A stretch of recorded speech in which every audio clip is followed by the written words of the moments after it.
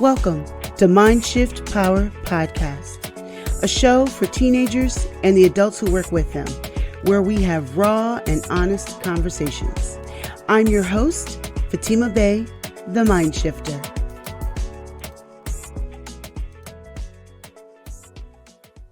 And welcome.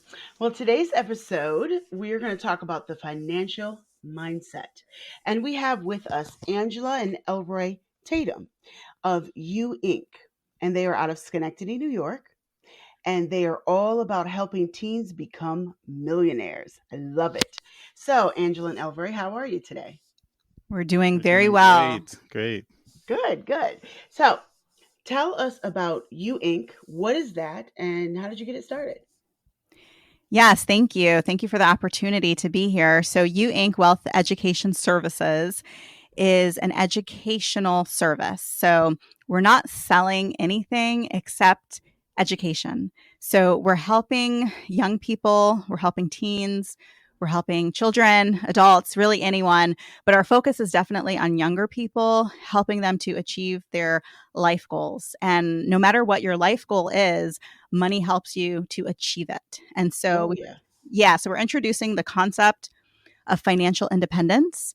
And we're helping people get that by working backwards. So we're setting them up to learn the habits and the disciplines in order to achieve financial success, because a lot of it is your daily habits. It's your mindset towards money. And it's something that really everyone can achieve if they have, of course, the desire to do it, the mindset, and most importantly, the skills. So we think that money is a skill that everyone can learn. And so we're helping those students develop those skills. So we're giving them very practical information on how to become millionaire. So we're introducing the roadmap. Yeah, and really, there's a lot that's not taught in schools, right? I remember in high school, you learn all of the academics, you learn, the math, the reading, and critical thinking, all that stuff. But once you're done with that, you're going out into the real world, and there's nothing in that curriculum about how to balance a checkbook or how to manage money if you have a job, right? A lot of our teens, you have an after school job or you have some allowance or something, you're getting some income. And then once you're done with high school, right? Yeah, that's it. You're paying taxes, you're doing all this stuff.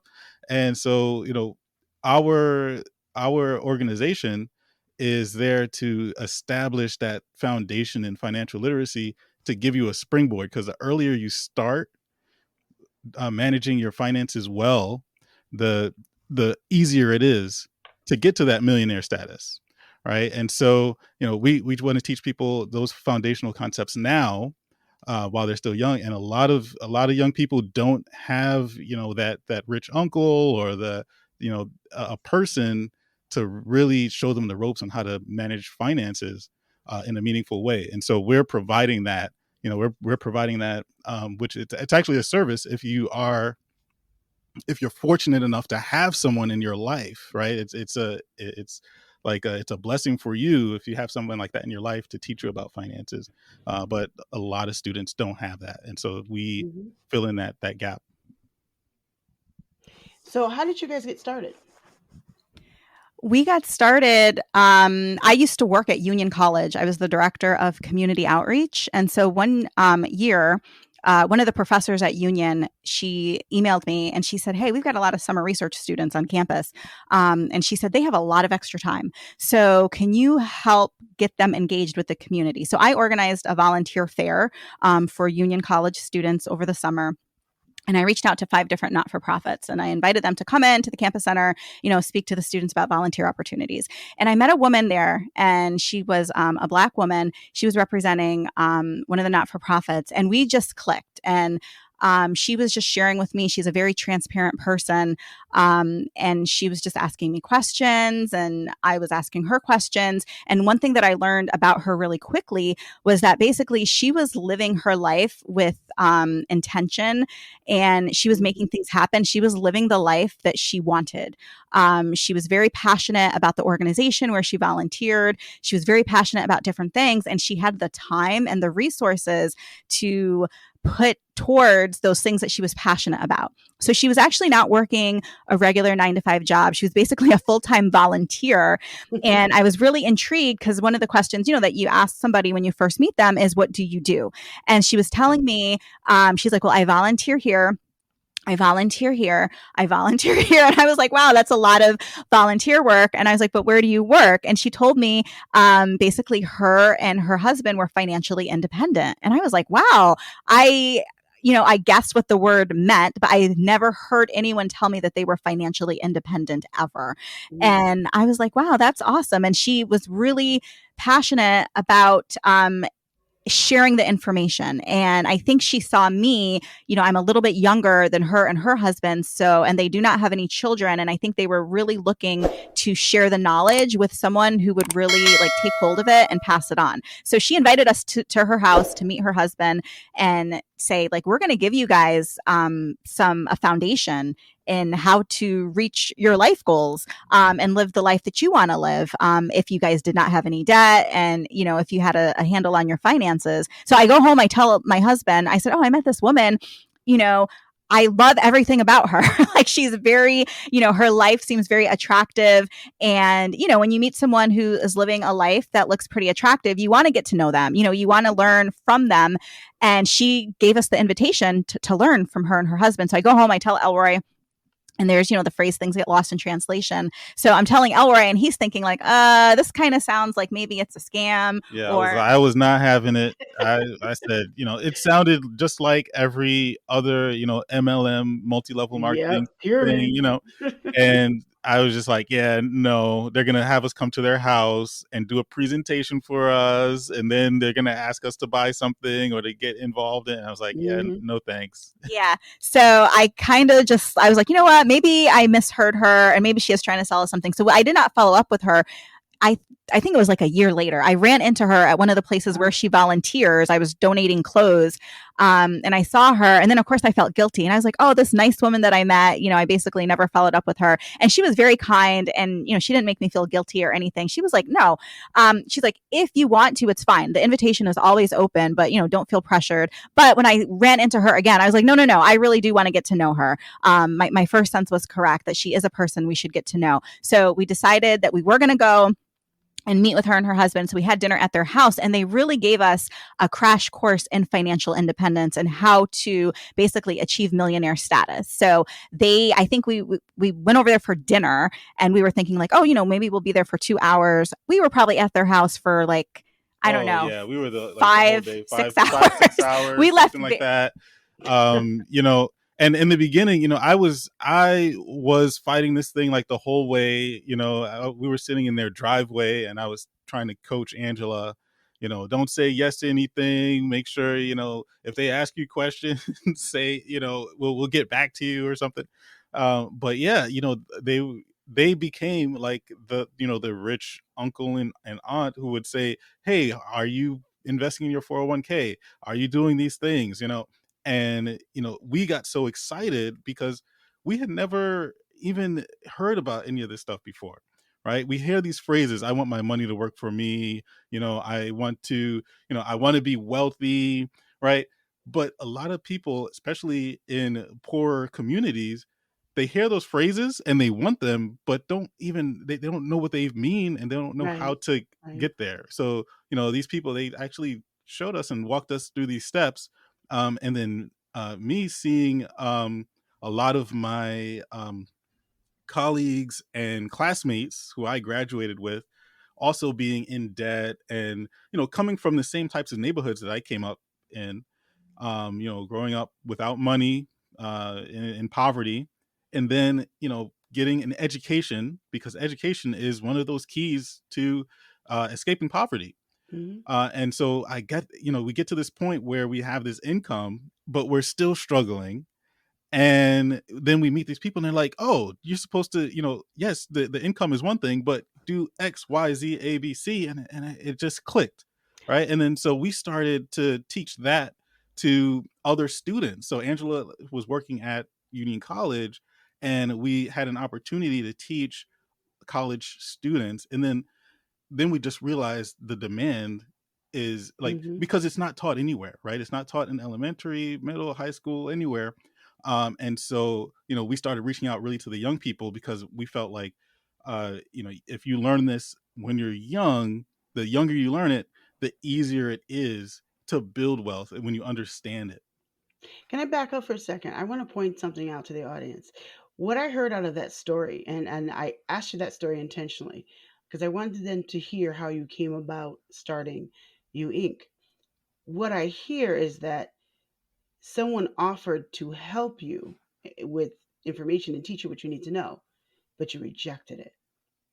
And it Mm-hmm. was only once you accepted the help that was offered that things began to open up for you. Yep. Yes, Yeah. exactly. There's a common phrase, you don't know what you don't know.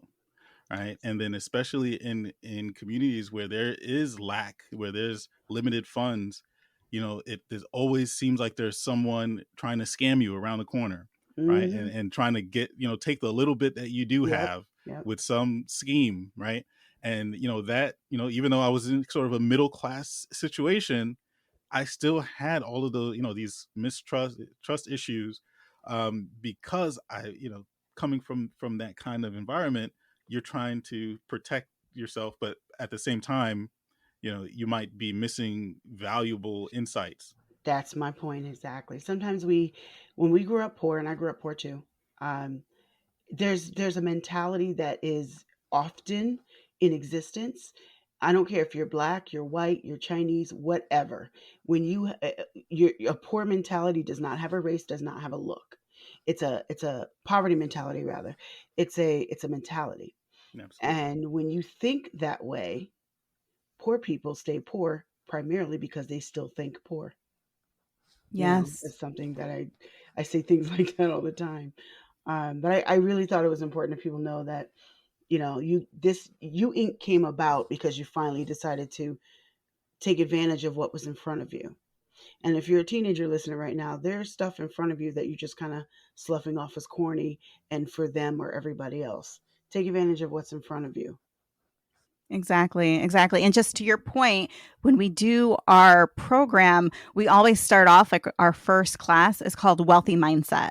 Hmm. And you know more than anyone, mindset is key. You can't Absolutely. move forward with anything until you are in the right mindset. So a lot of times people will ask us to do a class or a workshop, and they'll give us a specific topic. They'll say, "Oh, can you do something on credit or investing or debt or budgeting or saving?"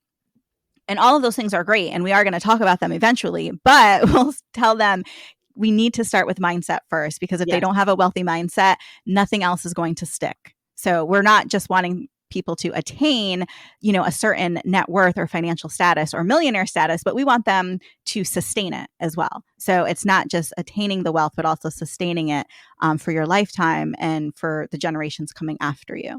what's it? Can you give us an example of the difference between a a wealthy mindset, a mindset where they can gain and grow money versus a mindset that just maintains living? Mm. Yeah. So one of the easiest, one of the most simplest ways I differentiate the two mindsets is, so first of all, we talk about net worth, and we have to explain what that is. Right. So there's this, there's a wealth gap. Right. And sometimes people think about that and they say, oh, it's the growing gap between the wealthy and the poor. But when I ask people what wealth is, right, you get different answers. And some people will say it's related to my income, it's related to um, Credit score. credit score, my bills being Hmm. paid. And so first we establish what net worth is, right? And then the wealthy person, they think all of their decisions, financial decisions, their life decisions, they consider, how does this decision impact my net worth, right? If I'm going Mm-hmm. to buy a car, I ask, how much does that car cost? And how is that car going to impact my wealth, right? Later on, right?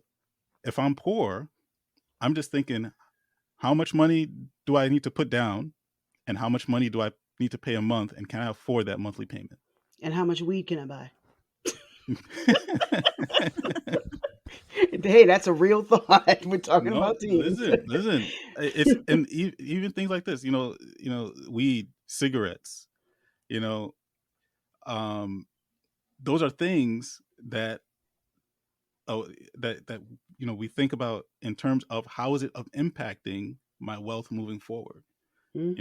Even cigarettes. When you think about how much they cost, it actually impacts how much you smoke, right? If you're a smoker, you will smoke less if you are thinking about your wealth, right? Like this is, these are real things. And so that's what I'm saying. The wealthy person, and this is what we teach when we talk about the wealthy mindset, is all of my decisions, how do they impact my wealth?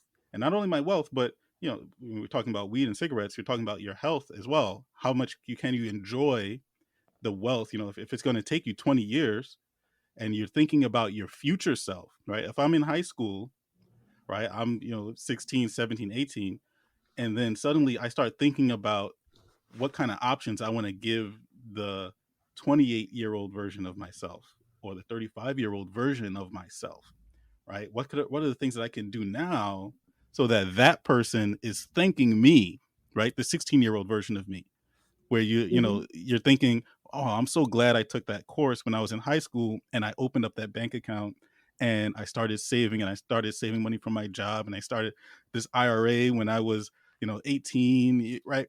And you can look back and think, I have options now because of that person. Of course it's you now, right? The 16-year-old you. But because of you, that person in the future has all of these options, is healthier, has more money, has the better life trajectory because of a few things that you did in the beginning, right? It's much harder if that person now is 20 something, and they're starting, right? Or they're 30 something and they're trying to start, right? And so that's the key. That's the key. The key difference there with the wealthy mindset versus what we come out with our baggage. Everyone has a different money story and a way that they Hmm. relate with money. That some their parents didn't talk about it, or Hmm. there was constant contention behind it. We only did a budget when we were broke. My mom always said that, we're on a budget, but it was Yeah. only because it was only because we didn't have any money, right? Right. Right. And so there's all these different things that we grow up with, because it's not regulated in the schools, right? We In school, you always learn 1+1. You learn American history, you learn global history, and you learn it in a very specific way. It's a different story.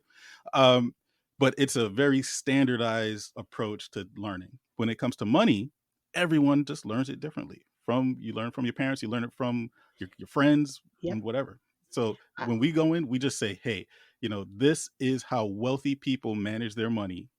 Okay, we need to start to take our behaviors and start to think, mold our mindset. Of course, bring in your cultural values and things, but we need to start molding things in a way where we're thinking about our net worth now, because that's the wealthy mindset. yep. Everything we ignore will take over us, and if you ignore money, the lack of it will take over us, take over you.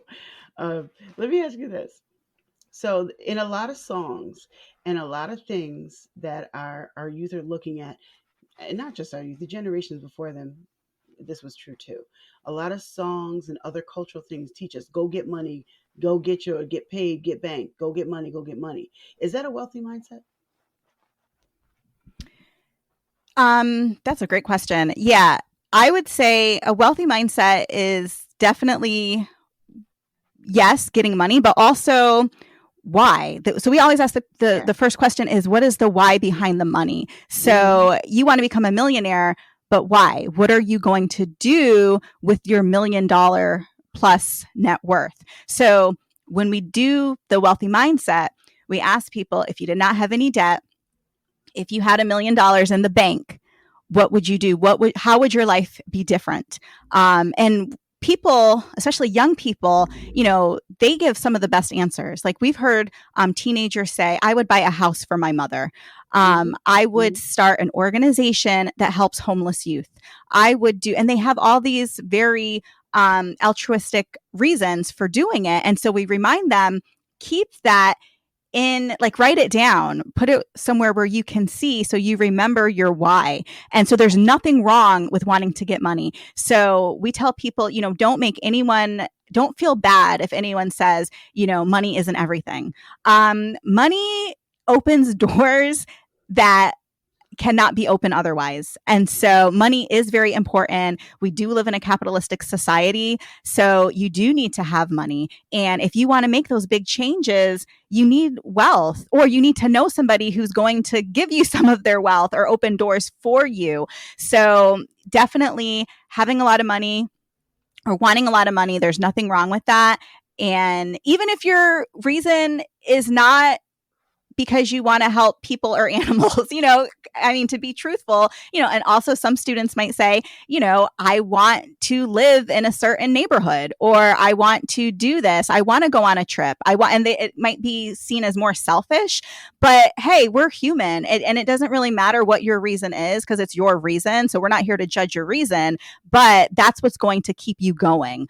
So we just always want to remind people, remember the why. So when things get hard, and things are going to get hard, because when you're on the journey to financial independence, you can't do everything. Like you can't say yes to everything, because then you're not going to have money left over to invest or to get out of debt. So you have to learn how to live below your means. And if you're living below your means, you're going to have to say no to some of the things that you want to say no to. But like Elroy said, remember your future self, because the thing that you want now, you're going to be in a real position to attain it if you continue on this path. So we tell people it is a journey.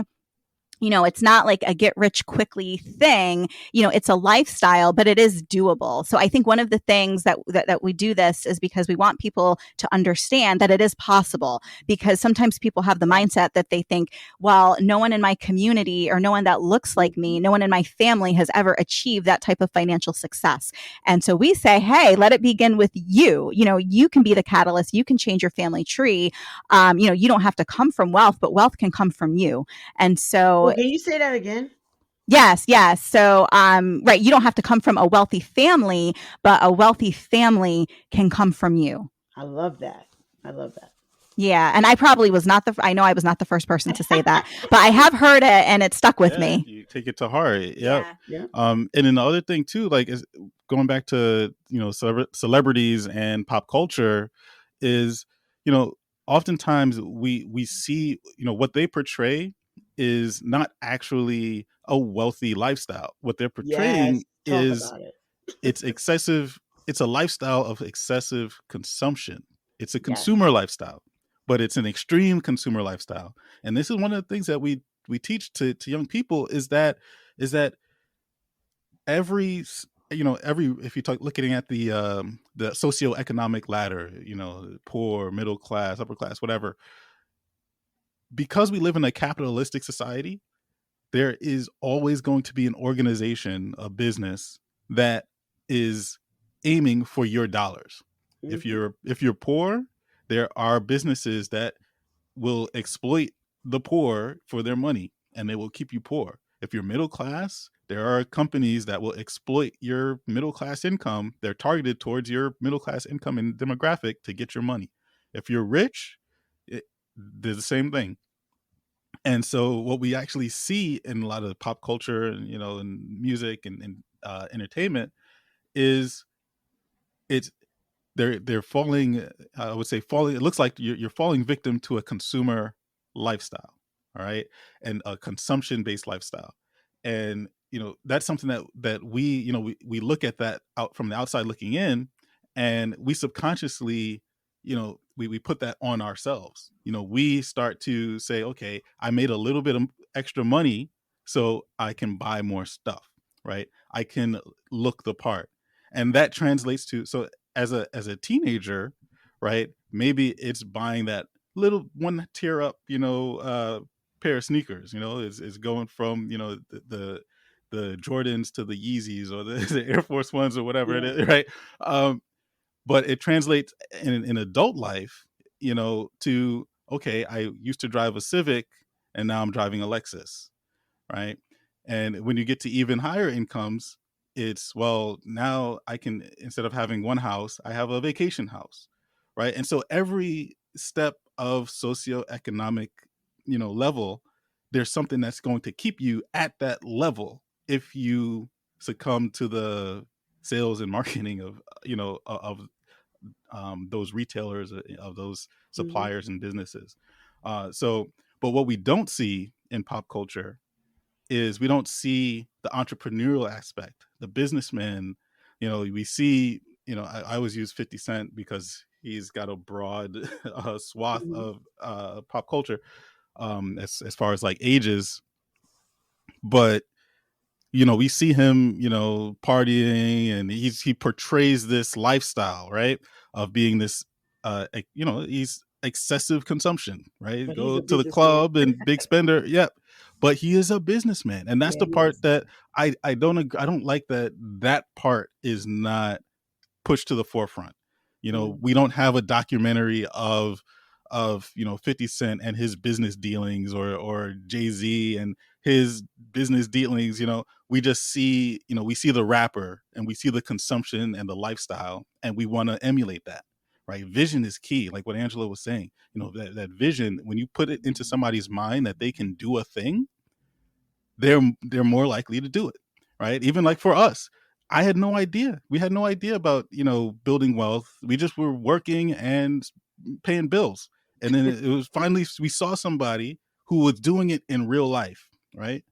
And suddenly it became possible to get rid of $80,000 worth of debt and be debt free and pay off your house and do all this stuff, just because somebody said, hey, you can do that, right? And that's all. In addition to the knowledge that we teach, in our classes, that representation is also key, because we have so many people in our classes. We're teaching and teaching, and somebody will raise their hand and say, did you really pay off your house? And it's like, yup. And it Yeah, puts it's it, real. it creates a seed, right? Wow, Yeah. I can do this. Right. And Right. so that's what I would love to see in our pop culture, even our athletes, to see them making, putting it out there that they're making investments, and this is what they're doing, and this is how we're managing and maintaining our wealth. Because you have, athletes on both sides of the scale. You have ones who completely squander everything, and they finish their tenure in the NBA and they're working retail afterwards. Yep. And then you have the ones who make a sustainable business. Their life becomes a sustainable business, and they brand themselves and they get on, different things. And there's an entrepreneurial aspect to it, where they're building wealth instead of just squandering it. And that's what I'd like to see, because it's there, but we just don't see it. Now, I've heard a lot about, we've talked a lot about wealth. You guys have a lot to say. And I wish we had another like 16 hours to go over the rest, but because it would take that long. These, as you guys can hear, these two have a wealth of knowledge. Just, they have so much to say, and could talk to them for hours, honestly. So if you could tell the audience a little bit about, you go to schools, and what kind of workshops do you offer, and how can they find you? Yeah, thank you. So we partner, we contract with schools, colleges, any organization that wants to invest in their students, employees, constituents.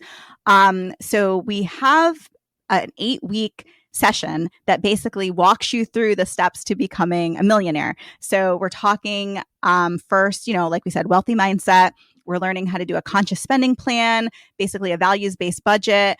They're learning how to save, what to save, how to save. We're really focused on practical steps. So sometimes people will attend a seminar and they'll say, "Oh, you should do a budget." So we walk people. This is exactly how you should do a budget. So we have a template. We walk them through it. We Yeah, they critique it. actually come in and it's like a lab, right? You come in and we sit down with you and we will do your budget. We will show you exactly how to calculate net worth.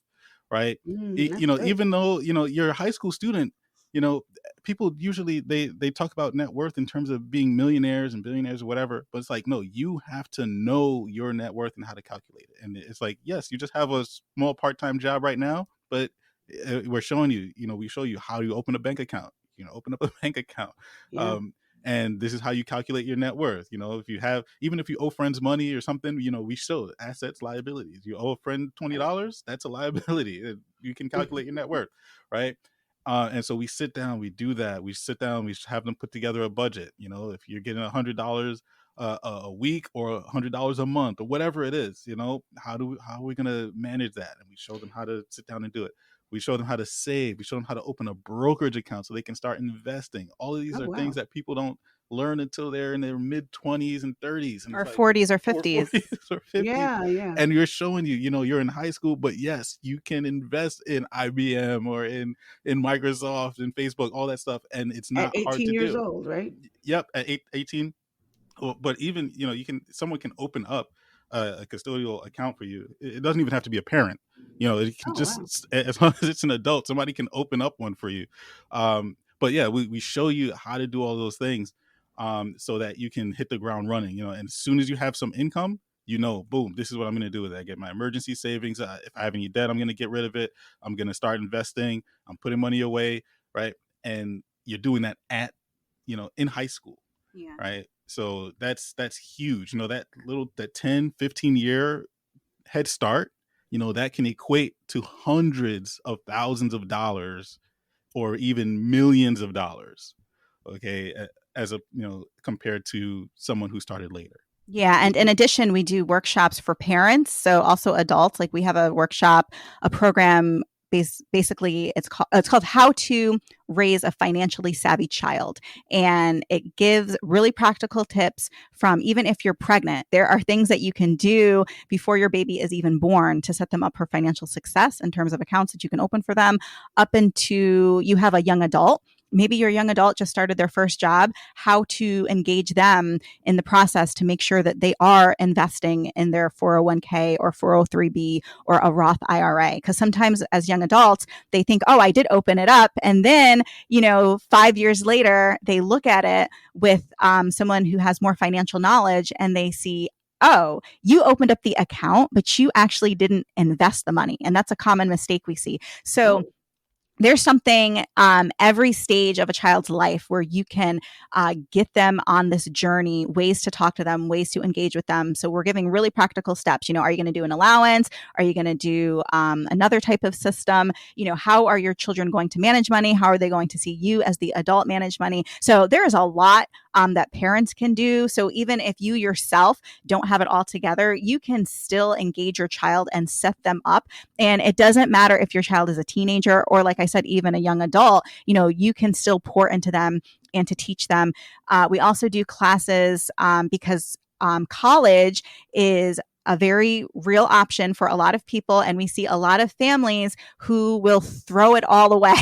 I mean, they will borrow and sacrifice their own retirement to help their child reach their college dreams. And so we have a workshop specifically for parents, and we want the students to also attend that workshop. And we talk about how to apply for college, how to pay for college, and we talk about setting the expectations and having your child understand that a good fit just doesn't mean do they have my major and do they have the support that I need, but also be realistic financially. So we talk yeah. about how to have that conversation. And the earlier you have that, the better. We love to do that workshop with parents of young children. So even if you have an elementary school child, I think that's the best time to take that workshop because you are really setting them up even for merit scholarships. Like there's a way, like there's two tracks. You're either going to try to get the most financial aid based on your high economic need or the most merit aid, which is basically high grades, talent, sports, SAT scores, things like that. But it's a strategy. And a lot of times people, they don't hear about this information until they're a junior or senior in high school. And a lot of times, I mean, you can still do some things, but it's much easier and you can get so much more scholarship money if you understand this from an early age. So, and that affects a lot of people's net worth. It affects their finances. So college, it's a huge part. It's a huge bill. So that's another important program that we offer to schools, school districts, and families. So for those who are not in the capital region and they love what they heard from you today and would love you to talk to their students, do you offer virtual sessions? Yes, absolutely. Yes. We work with a school that's in Arizona. So when they called us and they said, we want to work with you, we were like, yes. We were like, oh, please fly us to Arizona. They did not do that, but we do virtual classes. So yes, we can work with anyone in the world. And what's your website? It's youincwealth.com. It's youincwealth.com. Awesome. Well, it's been awesome talking to you guys today. And I really hope that some mind shifting happened today.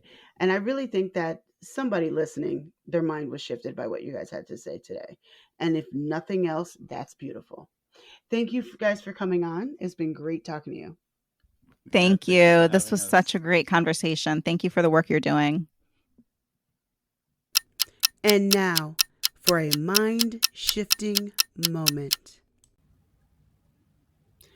Economics matter. The way you think about wealth and money matters. You see, economics does not start in your wallet or bank account. It starts in your brain. It starts in your mind and how you think, because how you think is why you're on your way to financial freedom or why you're still stuck. I want to challenge you today to go online, find a millionaire or billionaire. Listen to how they think.